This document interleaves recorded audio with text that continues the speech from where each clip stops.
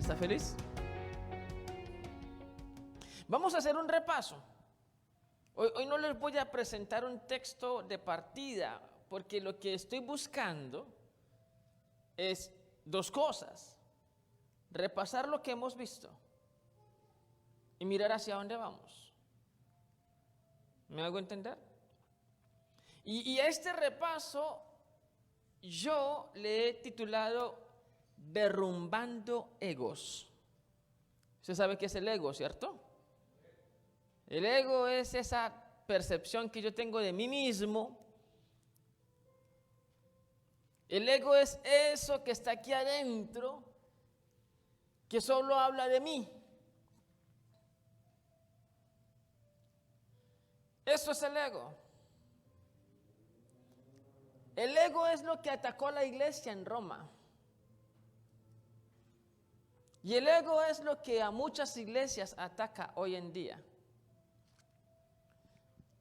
El ego es lo que hizo que Pablo escribiera esa carta. Y el ego es lo que hace que nosotros tengamos que estudiarla. Porque algo que Pablo está queriendo derribar es el ego de muchos creyentes. Y el ego que nosotros tenemos que derribar está ahí también. Por eso he titulado a todo esto que vamos a conversar, Derrumbando egos.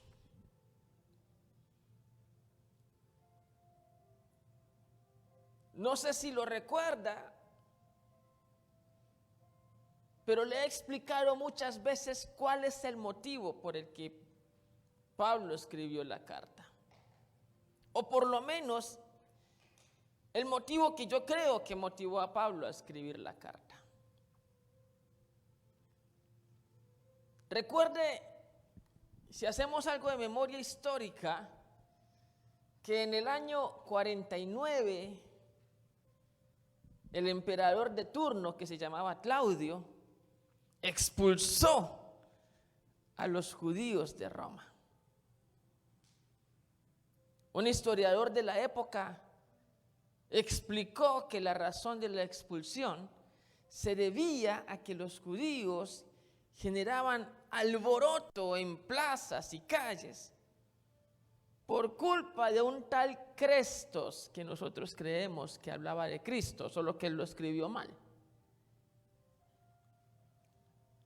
Entonces, como los judíos fueron expulsados de Roma, la iglesia, que hasta ese momento estaba conformada por judíos y gentiles, pero solo servían los judíos, la iglesia quedó expuesta. Si se fueron los servidores, ¿ahora qué hacemos? Y los gentiles, que hasta ese momento no habían descubierto qué significaba servir a Dios, comenzaron a hacerlo. Esa es la parte positiva. Descubrieron que servir a Dios era algo maravilloso. La parte negativa es que en el año 54, 5 años después, se levantó la prohibición de los judíos y pudieron regresar. Cuando ellos regresaron, quisieron recuperar la condición de liderazgo que tenían en la iglesia. Y los gentiles, que ya tenían el liderazgo en la iglesia, entonces no quisieron devolverlo. Así que empezaron a discutir entre ellos. La parte positiva es que los dos grupos querían servir a Dios. La parte negativa es que apelaron a demostrar quién merece servir a Dios. ¿Sí me está siguiendo la idea? Y entonces en ese tira y afloje de demostrar quién merece servir a Dios, se levantan los egos. Algunos decían: yo merezco servir a Dios porque yo sé mucho. Otros decían: yo merezco servir a Dios porque yo soy parte del pueblo elegido por Dios. Otros decían: yo merezco servir a Dios porque yo hago parte de la gracia. Y en esas discusiones no solo intentaban demostrar por qué yo merezco servir a Dios, también intentaban demostrar por qué usted no merece servir a Dios. No sé si ha escuchado esas discusiones en alguna iglesia, pero a veces pasa. No solo hay personas queriendo demostrar por qué sí merecen servir a Dios, también quieren demostrar por qué los otros no. Eso es querer pasar por encima del otro. ¿Sí? Yo sí merezco servir a Dios porque yo estudié. Usted no merece servir a Dios porque usted no sabe nada. Yo merezco servir a Dios porque yo me he visto bien. Usted no merece servir a Dios porque usted no se sabe vestir. ¿Sí me hago entender? Egos. Egos aquí, egos allá. Egocentrismo. Comenzó a convertirse el tema en un asunto de vanidades. ¿Quién tiene más derecho? Y Pablo tiene una teoría que va a desarrollar en la carta. Y la teoría es que servir a Dios no es un tema de derecho, es un tema de privilegio. No lo merezco. Dios me permite hacerlo. Ahora, Pablo no se va a quedar simplemente en el asunto de servir a Dios y ya está. No, él va más allá, porque en estas discusiones terminaron los dos grupos yendo más allá, procurando demostrar quién merece servir a Dios y quién no. Comenzaron a discutir de quién era salvo y quién no lo era. Entonces llegaron al punto de que yo merezco servir a Dios porque yo sí soy aceptado por Dios, en cambio usted no. ¿Así? Entonces yo no estoy aceptado por Dios. Pues yo le digo que yo sí fui aceptado por Dios y usted es el que está rechazado. Esa fue la discusión que tuvieron en Roma. Si de pronto ha escuchado esa discusión por estos días, por lo menos debe quedarle el alivio de que no es nueva. Por lo menos le puede quedar el alivio de que desde que comenzó la iglesia están discutiendo sobre eso. Hay gente que dice, ojalá yo viviera en la iglesia primitiva, esa sí era la iglesia santa. Pues esa iglesia es santa como lo es esta, pero en esa iglesia habían discusiones como lo hay en esta. ¿Me está siguiendo? Tanto las discusiones que las cartas que hoy estamos estudiando se crearon para establecer una pauta en medio de esas discusiones. Entonces, Pablo va a centrar el objetivo de su carta en algo que nosotros conocemos hoy como justificación. El énfasis de Pablo va a ser hablar sobre la justificación. ¿Y qué nos va a decir Pablo sobre la justificación? Yo les he resaltado hasta el momento 6 puntos sobre la justificación que Pablo quiso defender. Primero, aclaremos qué es justificación, ¿le parece? Por si de pronto alguien como que se le olvidó, dejemos en claro que justificación es el acto por el cual Dios te acepta. ¿Sí? Y yo sé que la Biblia tiene 2 posiciones que parecen contrarias respecto a la justificación. La Biblia dice, Pablo, no hay justo ni aún uno, dice Pablo, ¿correcto? Pero la Biblia también dice, el justo por la fe vivirá. Entonces, ¿cómo puede ser posible que no haya ningún justo y al mismo tiempo el justo por la fe viva? Pues la razón es muy sencilla. Cuando la Biblia dice que no hay justo ni solo uno, está expresando que ninguna persona merece ser aceptada por Dios? Ninguna. ¿Me está siguiendo? ¿Alguna persona merece ser aceptada por Dios? Ninguna. Pero a su vez, la Biblia está diciendo que Dios ha decidido aceptar personas. Entonces, hay justos no porque nosotros lo merezcamos, sino porque Dios así lo ha querido. Si usted y yo somos contados entre las personas justas, no es porque usted y yo hayamos hecho algo que lo amerite, es porque Dios ha tenido misericordia de nosotros. ¿Me estoy haciendo entender? Entonces Pablo nos va a decir que ese acto de justificación que Dios nos extiende se da por fe, no por mérito. Dice Pablo en el capítulo 1, versículo 17, porque en el Evangelio la justicia de Dios se revela por fe y para fe, como está escrito, mas el justo por la fe vivirá. Entonces comenzamos a derrumbar aquí mitos y leyendas. Dios ha abierto la puerta para recibirte y para recibirme, pero no es el resultado de nuestros esfuerzos. No es el resultado de qué tanto te comportas tú. No. Es el resultado de lo que Jesucristo hizo en la cruz del Calvario.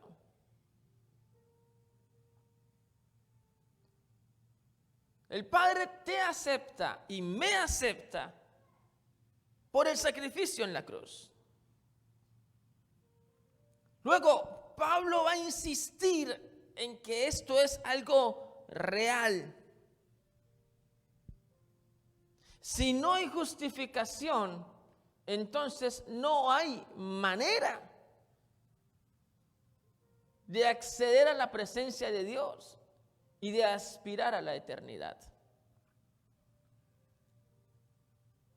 La justificación, dice Pablo, primero, es por fe, segundo, es real y tercero, no es provista por el hombre, es provista por Dios. ¿Por qué Pablo está hablando de esto? Recuerde, la discusión entre gentiles y judíos estaba bastante alterada, estaba bastante subida de ánimo. Estaban intentando demostrar quién merecía la gracia de Dios.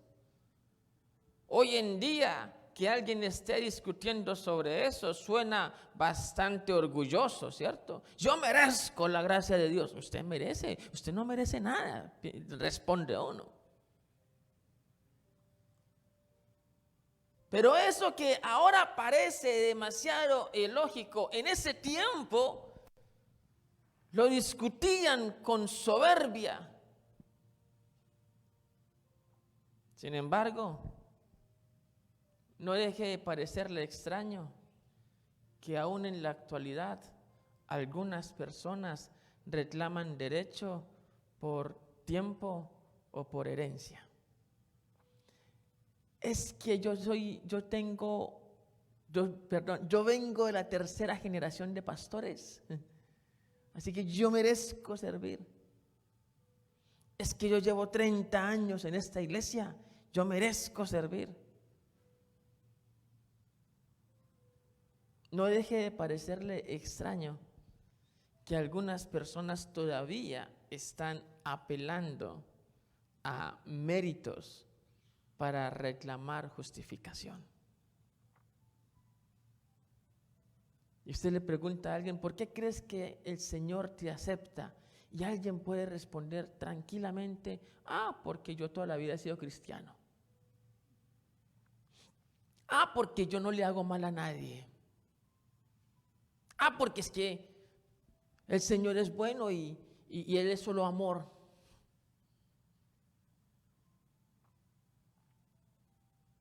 Pero cada vez que desconocemos la razón por la cual somos justificados, de alguna forma estamos ofendiendo a Dios.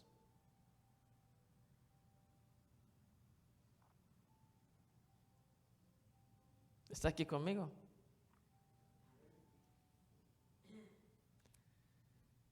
Dice Pablo que la justificación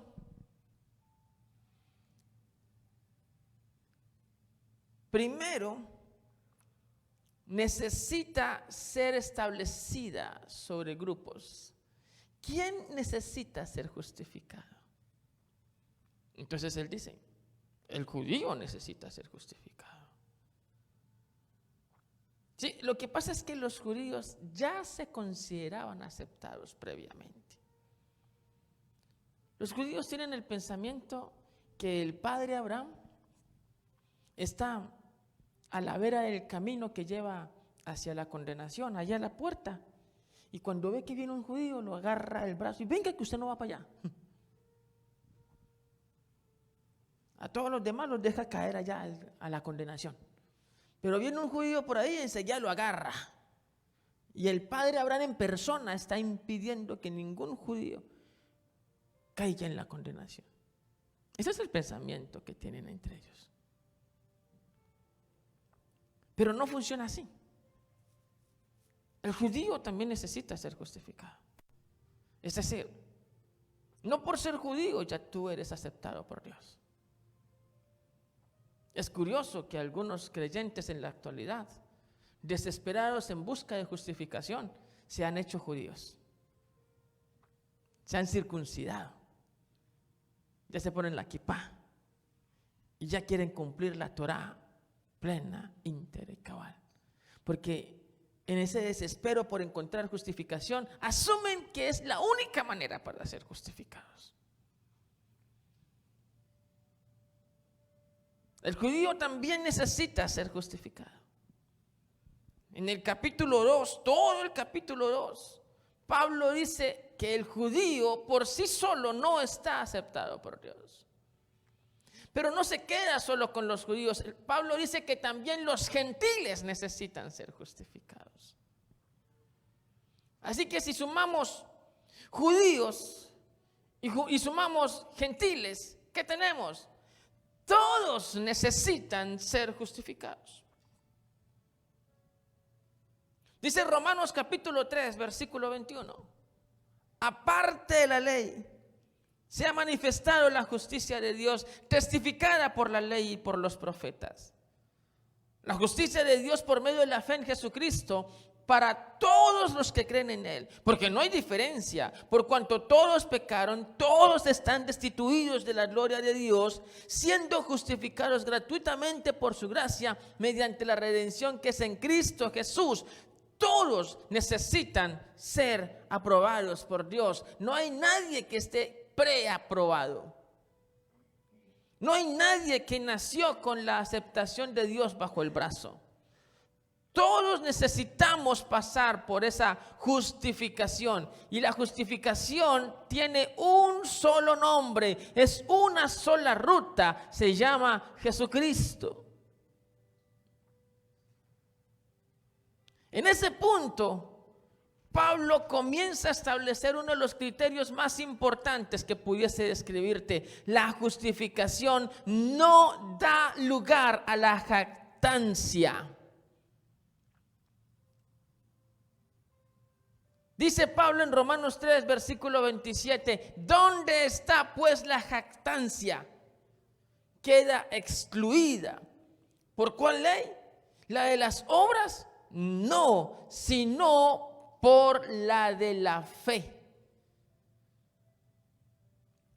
Y eso es algo que te tiene y me tiene que llamar a la confrontación. ¿Cómo es posible que entre nosotros haya una tendencia a la jactancia? Digo nosotros, no estoy hablando solo de Templo Victoria, estoy hablando de la iglesia cristiana en general. ¿Cómo es posible que entre nosotros haya una tendencia a la jactancia?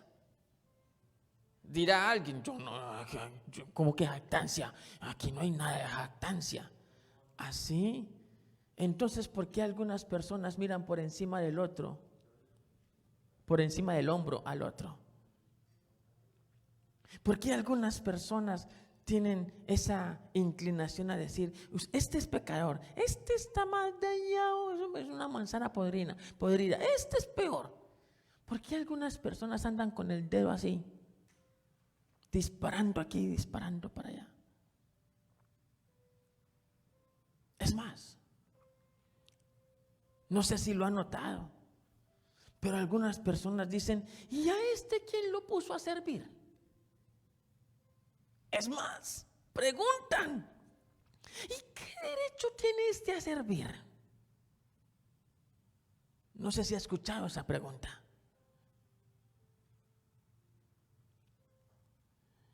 ¿Y quién ha nombrado a este para que sirva con ese pasado tan malo que tiene?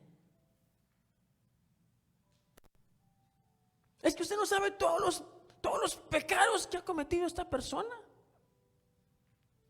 Entonces, entre nosotros algunos se jactan de decir que su pasado está sin mácula, impecable. Pero el pasado del otro sí es terrible, así que no tiene derecho a servir. Yo me pregunto, ¿de dónde surge en la iglesia la posición de querer crucificar al creyente que se equivoca? ¿De dónde surge en nosotros como familia la idea de que aquel que tropieza, en lugar de levantarle, le tenemos que agarrar a golpes y dejarlo ahí tendido en el suelo para luego decir, ¿sí vio? ¿Sí vio? Siempre dije que era malo. Pablo le está diciendo a los creyentes en Roma, no hay lugar a la jactancia. No hay lugar porque ninguno de nosotros tiene el derecho de servir. Siquiera ninguno de nosotros tiene el derecho de ser aceptado por Dios.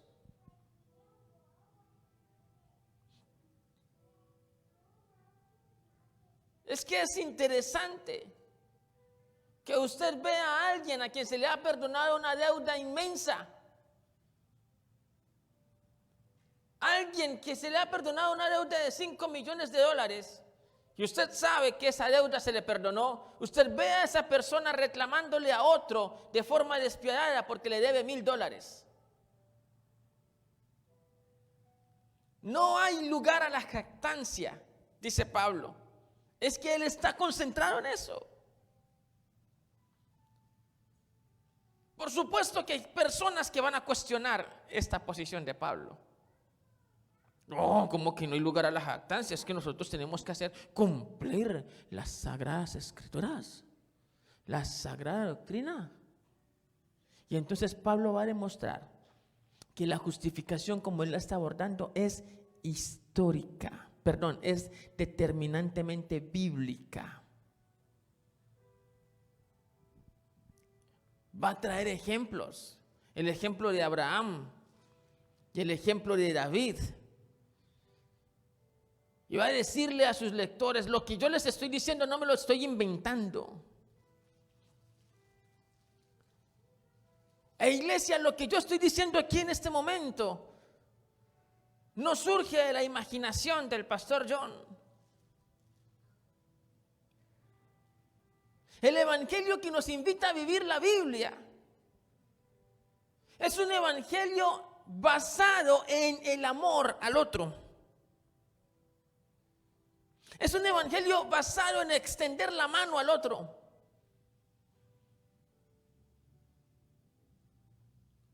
Pero estamos en una especie de puente roto o teléfono roto, donde el mensaje comienza a tergiversarse. Y donde la Biblia dice que ayudemos al otro, termina llegando a nosotros la posición de crucifica al otro.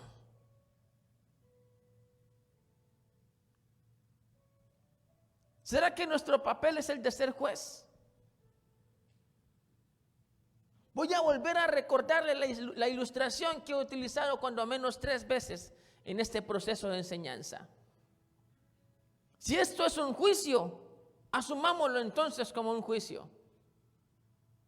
En un juicio existen personajes, ¿correcto? Está el juez. ¿Quién es el juez?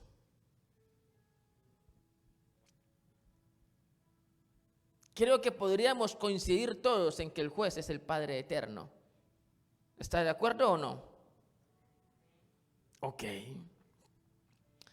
Perfecto. Entonces en un juicio está el juez y el juez es el Padre. Así que ese lugar parece que ya está ocupado. En un juicio, aparte del juez, está el fiscal. ¿Quién es el fiscal? La Biblia establece el papel del acusador. ¿Sabe quién lo tiene? Satanás. Satanás dice que él es el acusador, que él está en la presencia de Dios acusándonos. Ahora, la pregunta es, ¿usted quiere tener el papel de Satanás? Levante la mano el voluntario que quiera tener el papel de Satanás. Parece que no. Parece que queremos dejar a Satanás con su papel quietico, ¿cierto? Muy bien. Entonces ya tenemos el juez, ese puesto está ocupado, ¿correcto? Tenemos al fiscal, ese puesto está ocupado. Luego tenemos al abogado. La Biblia dice que Jesucristo es nuestro abogado. Se ganó ese lugar por su sacrificio en la cruz. ¿Algún voluntario que quiera tomar el puesto de abogado? Parece que tampoco, ¿no? Sí, porque si quiere ser abogado tiene que ir a la cruz. ¿Algún voluntario? Me parece que no. Entonces tenemos el lugar de juez está ocupado, el lugar de fiscal está ocupado y el lugar del abogado está ocupado. Queda otro papel. ¿Cuál será? El acusado. Y déjeme decirle que en ese papel estamos todos.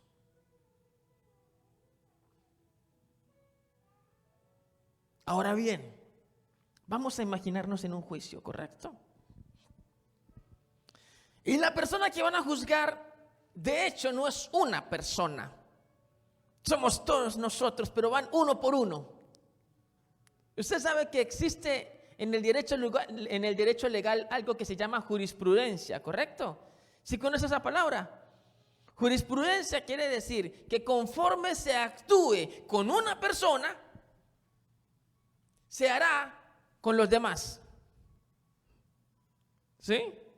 Entonces, si a esa persona la están acusando de que se pasó un semáforo en rojo y el juez dijo, la voy a declarar inocente, entonces otro que va atrás, que se pasó un semáforo en rojo, va a decir, a mí también. ¿Sí? Si hicieron jurisprudencia con este, lo hacen con ese. ¿Me estoy haciendo entender? ¿Me sigue o no? Entonces usted no está de primero en la lista. Digamos que de segundo, tercero o cuarto, ¿correcto?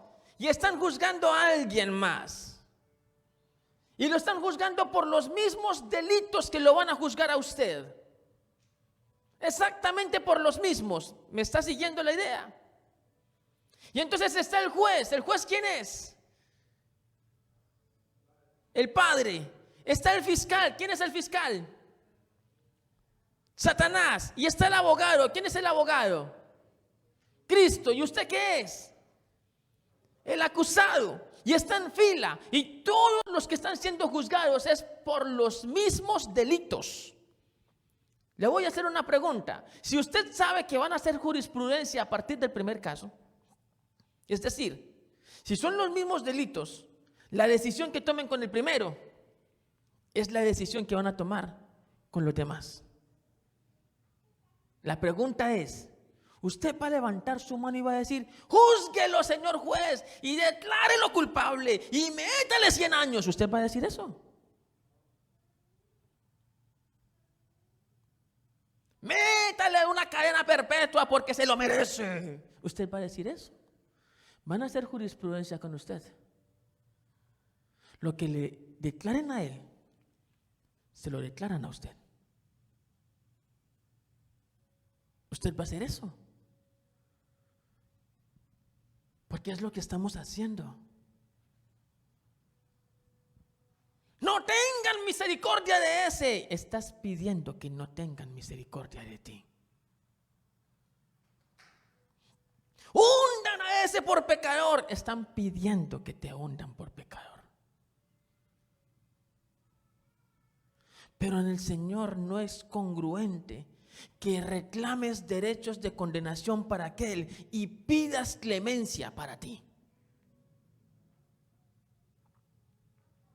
Si en este papel de juicio todos somos condenados, entonces debemos ser condescendientes con nosotros mismos, a sabiendas que lo que ocurra con uno ocurre con todos. Ese es la figura de cuerpo que el Señor nos ha enseñado. Si un miembro se duelen todos. Somos el cuerpo de Cristo.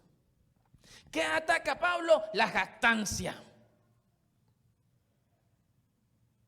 Demuestra que es bíblica. Y luego Pablo va a concentrarse en mostrar que la justificación tiene bendiciones. Si tú eres aceptado por Dios, lo primero es que recibirás paz. En el capítulo 5 al 8 hay 4 características que Pablo dice que provoca la justificación: paz, santidad, libertad, victoria.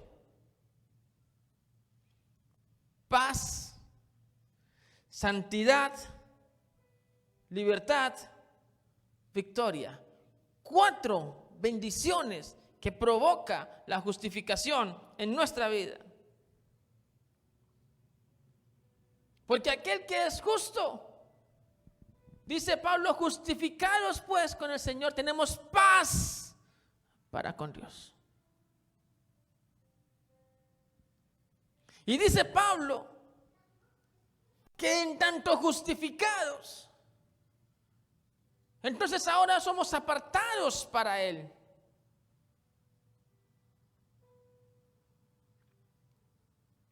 No deja de ser una paradoja que en muchos ambientes de la iglesia se promueva con jactancia que fulanito pecó y hay que sentarlo, fulanito pecó y hay que echarlo, fulanito pecó y hay que hacerlo saber a todo el mundo, y al mismo tiempo se enseña que es imposible ser santos. Es curioso.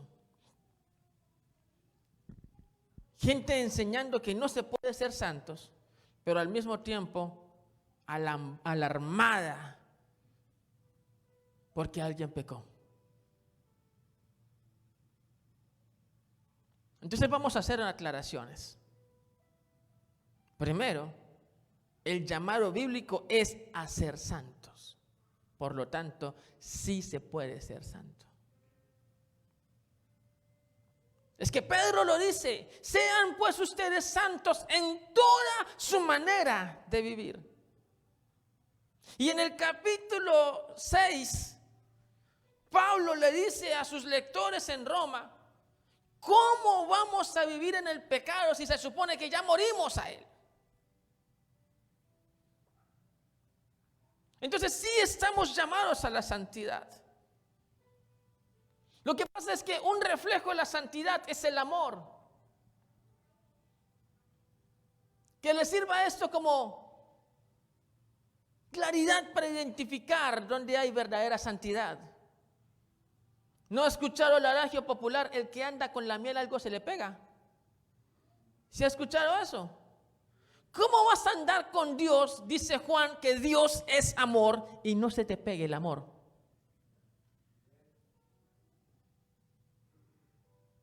¿Cómo vas a andar con aquel que cuando le trajeron una mujer adúltera se inclinó a tierra, comenzó a escribir y termina diciendo: el que esté sin pecado, que lance la primera piedra? Y cuando todos se fueron: mujer, ¿dónde están los que te acusaban? Se fueron, Señor. Y él dice: pues yo tampoco te acuso. Andas con él y no has aprendido eso.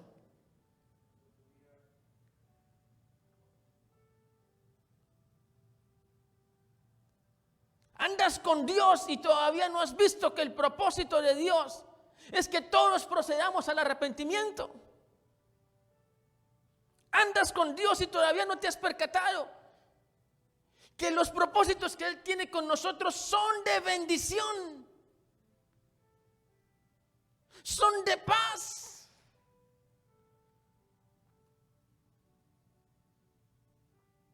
Santidad significa apartarse para Dios. Santidad significa acercarse a Él y vivir para Él. Eso es santidad. Santidad implica intimidad.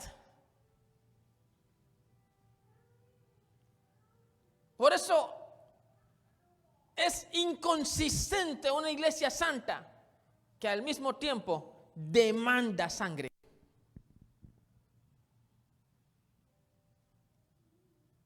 La iglesia, mientras más santa, más proyecta amor, más proyecta misericordia. Si ustedes se fijan bien, se van a dar cuenta que Jesús causó un impacto de santidad en las personas que le rodearon. ¿Sí lo notan? Por ejemplo, sus 12 apóstoles trabajaron por la santidad incansablemente. La promovieron. Ahora yo le pregunto, ¿en qué punto de lo que conocemos de las enseñanzas de Jesús Él les dijo que si no eran santos, entonces no le hablaran? Él sabía que Judas tenía su propio interés y aún así amó a Judas. ¿Sabe por qué? Porque la manera como Jesús sembró convicción de santidad fue a través del acercar al pecador. La manera como Jesús sembró convicción de santidad fue hacerle sentir al pecador que no lo rechazaba, que Él le amaba. Jesús se sentó a comer con la prostituta y con el publicano, y Él no se convirtió en un prostituto ni en publicano, pero los acercó a Él.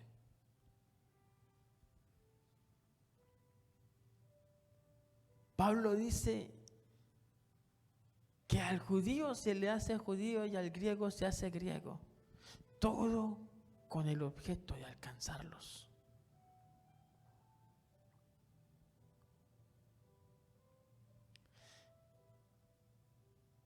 Cuando una persona es justificada, trabaja en su santidad. Y cuando una persona trabaja en su santidad, se refleja en la manera como empieza a tratar a los demás. Una iglesia santa no es una iglesia que se aparta del pecador. Se aparta del pecado, pero no del pecador. Se aparta de prácticas que desagradan a Dios, pero busca al practicante para que éste deje de pecar. Una iglesia santa prende su luz y la pone a alumbrar en lo alto. No desprecia a quien está aún luchando con sus propias debilidades. Por el contrario, busca la manera de hacerles sentir que esas luchas se pueden vencer. Una iglesia santa no trabaja en señalar y en acusar. Trabaja en derribar muros. Toma la parábola del pastor y sus 100 ovejas y la entiende. Es que la oveja número 100, esa que se perdió, no estaba, cuando el pastor la fue a buscar, no la encontró en un resort. No la encontró en un hermoso valle, comiendo rico pasto verde. La encontró en un acantilado, en un lugar de difícil acceso y de riesgo para la vida de la oveja. Hasta allá llegó el pastor y la rescató.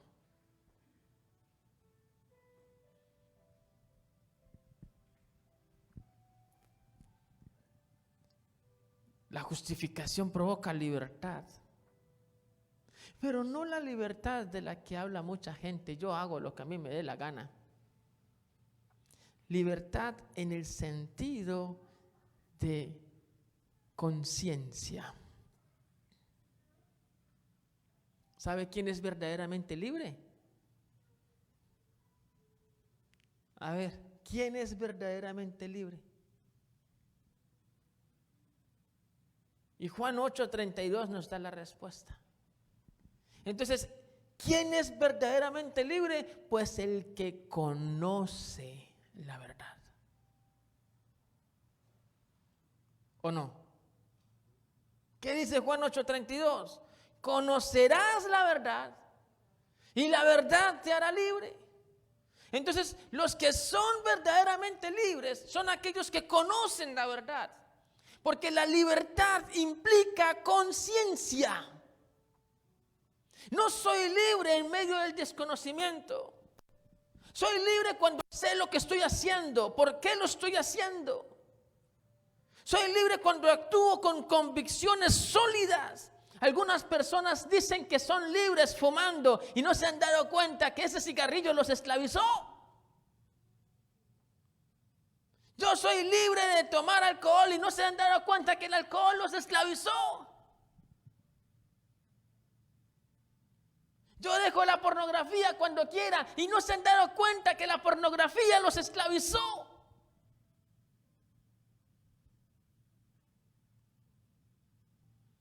Yo dejo de robar cuando quiera y no se han dado cuenta que robar se convirtió en un hábito que los esclavizó y los ató.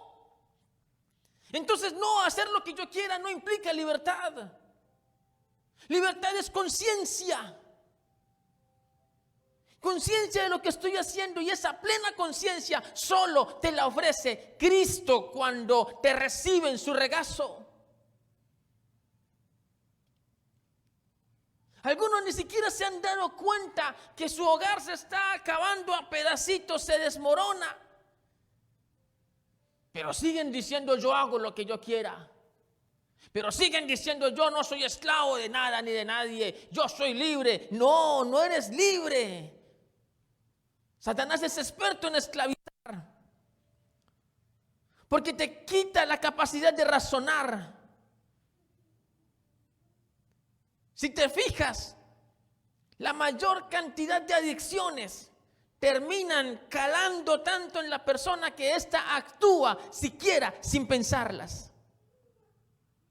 Hay gente que ya miente sin percatarse que está mintiendo.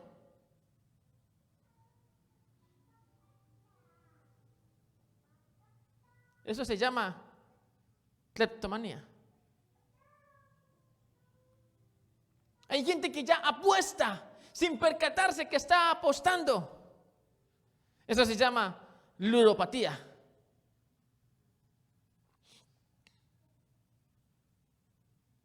No, no hay libertad cuando se hace lo que uno quiere y cuando uno quiere. Eso no es libertad. Esos son espejismos. ¿Y sabes cuándo te das cuenta que estás en un espejismo? Cuando haces lo que quieres, cuando quieres y como quieres, termina el día y te sigues sintiendo vacío. Y sigues sintiendo que algo te falta. Es más, termina el día y sabes que hiciste mal, pero ya ni te importa.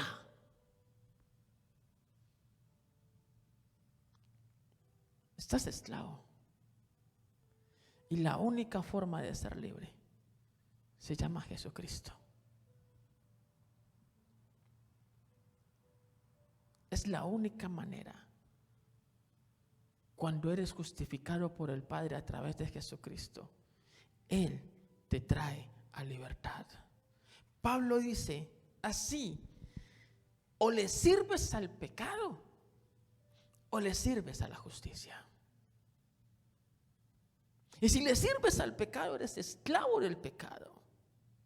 Si le sirves a la justicia, eres esclavo de la justicia. Solo que la esclavitud a la justicia, paradójicamente, es la que verdaderamente trae libertad. Son cosas que a veces no queremos aceptar, pero es real. Es real. De allí que Pablo dice: la justificación es histórica. Durante el transcurso de la historia, las promesas más preciosas de Dios no estuvieron destinadas a una nación incrédula, sino más bien a un remanente de creyentes. No es al que dijo que yo nací judío, así que yo soy justificado. No, así no funciona. A través de la historia nos mostró Pablo. Y de hecho en el capítulo 9, 10 y 11 vamos a ver un poquito sobre eso. Cómo Dios le muestra a la iglesia que Él no escoge a alguien simplemente porque nació en determinada zona geográfica. Vamos a ver cómo Dios tomó, por ejemplo, a Isaac y rechazó a Ismael. Ambos estaban circuncidados. Como Dios tomó, por ejemplo, a Jacob y rechazó a Esaú. Ambos estaban circuncidados. Pero también podremos mirar cómo en medio de la historia de Israel hubo un tiempo en el que estaba toda la nación y Dios le dice a Elías: yo me he apartado 7,000. Solo 7,000 de toda una nación. Porque no es simplemente que yo nací judío, o yo nací israelita, o yo tengo sangre hebrea. Eso no interesa al momento de la justificación. Lo que interesa es la integridad delante de Dios.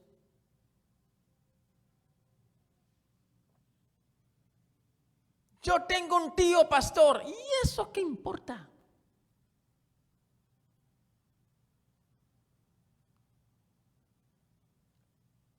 No importa lo que otros hagan. Esto es tú y Dios. Tú y Dios. Mi esposa es muy cristiana y ora mucho. ¿Y qué? Es tú y Dios. Por eso sirva esto para decirle que aunque suena muy bonita la razón, que algunos dicen: yo no voy a la iglesia porque allá todos pecan. ¿Y eso qué importa? Es que es usted y Dios. No es que allá nadie ama. ¿Y eso qué importa? Es usted y Dios. Allá todos son mala gente. Es usted y Dios. Yo dejé de creer en Dios porque todos los cristianos son corruptos. Todos los pastores son corruptos. ¿Y eso qué importa? Es usted y Dios. No sé si me está entendiendo, pero cada vez que usted pretenda argumentar su falta de fe en lo que otros hacen, Dios te va a decir: ¿y tú qué? ¿Y tú qué?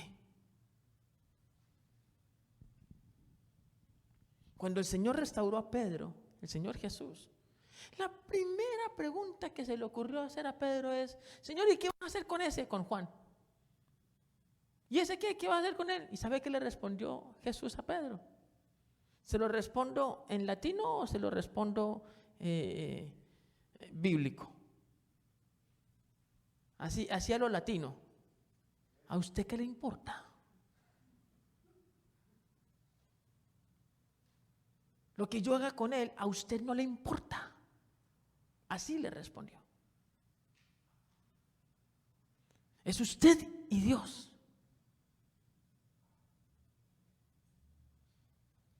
Cada vez que usted pretenda argumentar su falta de fe o su convicción en lo que otro hace, tenga por seguro que Dios le va a susurrar allá adentro: ¿y a ti qué? Es que es usted y Dios.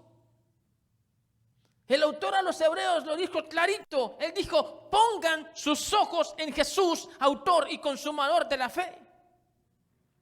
Tus ojos tienen que estar en Jesús.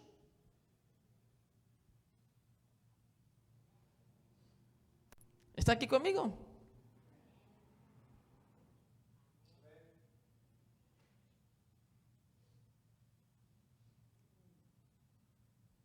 Voy a tomarme la próxima semana para continuar este repaso. Pero yo le pido que en este momento cierre sus párpados. La próxima semana, no, dentro de 15 días. Cierre sus párpados un momento, por favor.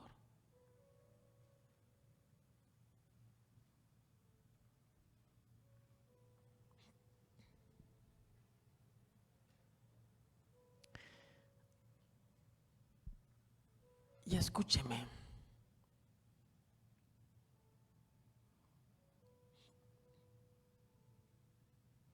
El Señor no vino a morir en una cruz para que nos creamos dueños de la salvación.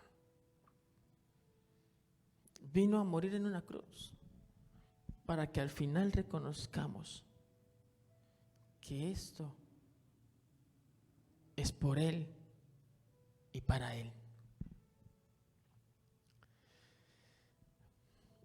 Yo se lo voy a explicar de la siguiente forma. Si esto fuera en función de cada uno de nosotros, nos haríamos mucho daño. Porque cuando dejamos a nuestros egos correr sin rienda que los tome, nuestro ego tiende a querer pasar por encima del otro. Por eso llegas a una familia en donde lo que el Señor quiere que suceda es que tomes tu ego, lo amarres y lo ofrendes al Señor. Lo que Dios quiere que suceda es que dejes de verte a ti como el merecedor de todo y veas a los demás como superiores a ti mismo.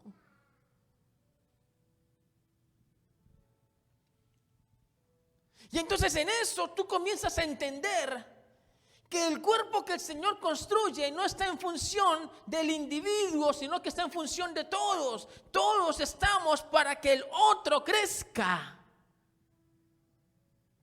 Todos estamos para que el otro se sienta restaurado y tenga una oportunidad de vida. Es que si no es así, ¿quién de nosotros merece ser levantado en hombros y ser victoriado? Nadie. Solo el Hijo de Dios.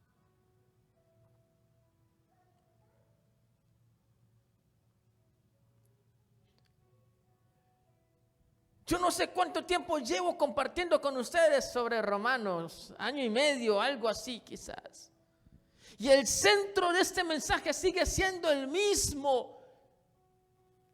Si somos justificados es por la fe, y si nuestra justificación es por fe, nuestro deber es amarnos los unos a los otros y no juzgarnos los unos a los otros. Y si somos justificados por fe, entonces no tenemos nada de qué vanagloriarnos. No tenemos a nadie a quien señalar. Más bien buscar con esmero quién necesita ayuda y extenderle la mano, porque nuestros hermanos necesitan ser levantados.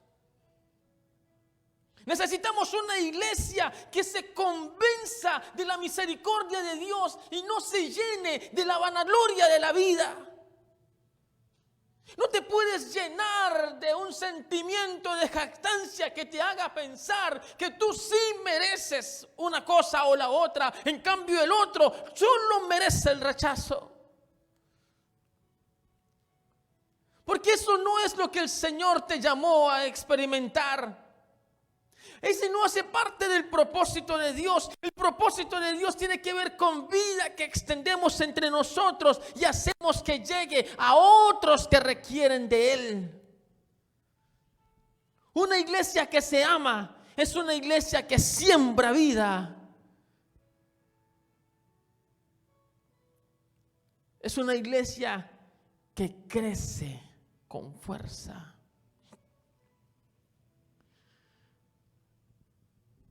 Una de las cosas que me acuerdo cuando comenzamos a estudiar Romanos es que le dije que si entrábamos en esta carta como corresponde, Romanos provoca avivamiento. Y estamos en la mitad de las aguas de Romanos y en este punto tenemos que pensar muy bien lo que estamos haciendo.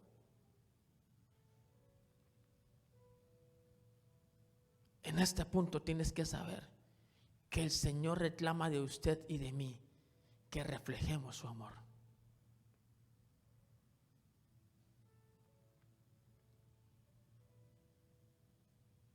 El Señor reclama de usted y de mí que reflejemos a Cristo.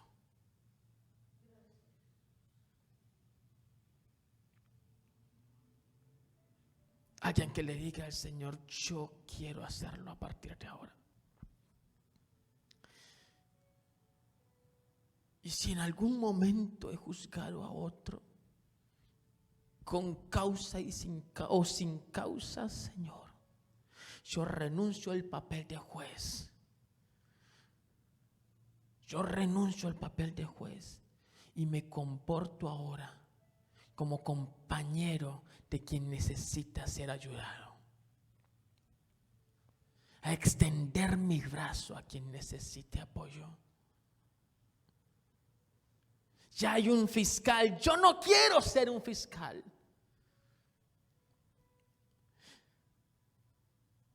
Y no voy a ser un abogado porque ya tengo uno muy bueno. Más bien lo que voy a trabajar a partir de ahora, alguien que le diga al Señor: voy a trabajar a partir de ahora en llevarte personas a tu causa como abogado, llevarte personas a que te busquen como abogado y se refugien en ti como abogado. Seré alguien que le dirá a la gente: hay un abogado que te ama, hay un abogado que te defiende. Ve a ese abogado.